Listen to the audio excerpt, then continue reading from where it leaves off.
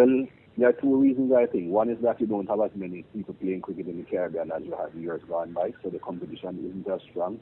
And secondly, when the young fast bowlers come along, most times than not, they're asked to carry the brunt of the attack at too early a stage of their careers. Kemar Roach, I think, is a fine example of that. He came along and he looked promising, but the workload that has been thrust upon him, he's constantly unable to really develop as much as you'd like. Well, the thing with Jerome Taylor is, although he's not a very big, strong guy, he has a nice economical action. He doesn't take a lot out of himself to bowl. He has a nice high action. He moves the ball around. He doesn't just rely on pace. And as we've seen in the last one-day game, the ball does do something whenever he's bowling. So it's up to him now to use the skills that he has got as he moves forward. Now, obviously, in a one-day game, it's a lot easier because, there are two new balls. In a test match, the new ball won't last as long. You'll have to find ways of getting people out of the old ball. But I think he's also capable of doing that. If the ball reverse swings, he'll be capable of getting people out of it with the old ball. And he has the skills. It's just a matter that, he's not a very tall guy. He's not a very big, powerful guy. But he has enough skills there to get people out. Well, it's just a matter of him getting and trying to stay fit there.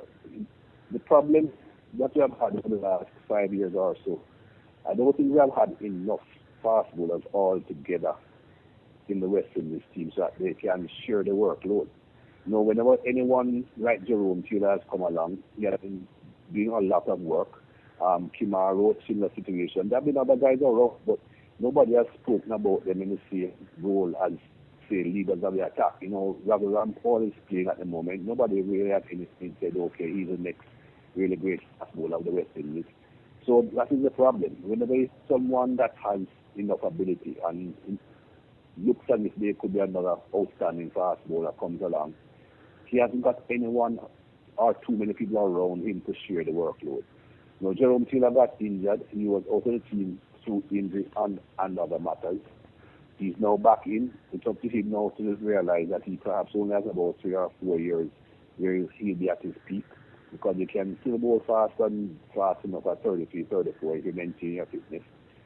So it's just up to him now to maximize those 3 or 4 years that he has in front of him.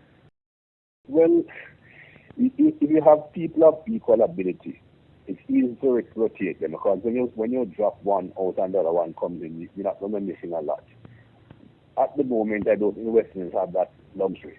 I don't think there are 4 or 5 fast bowlers that could be considered of reasonably equal ability.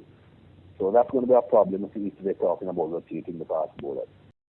For sure, Kirtland those will help any of the bowlers. They don't have to be an outstanding fast bowler. Even the guys that are on the periphery, guys who are learning their craft, guys who are support bowlers, he will give them whatever help he can. He will certainly have an impact on them. And it's good to have him around the guys. Guys respect him as far as I can see, and he's a good person to have around them.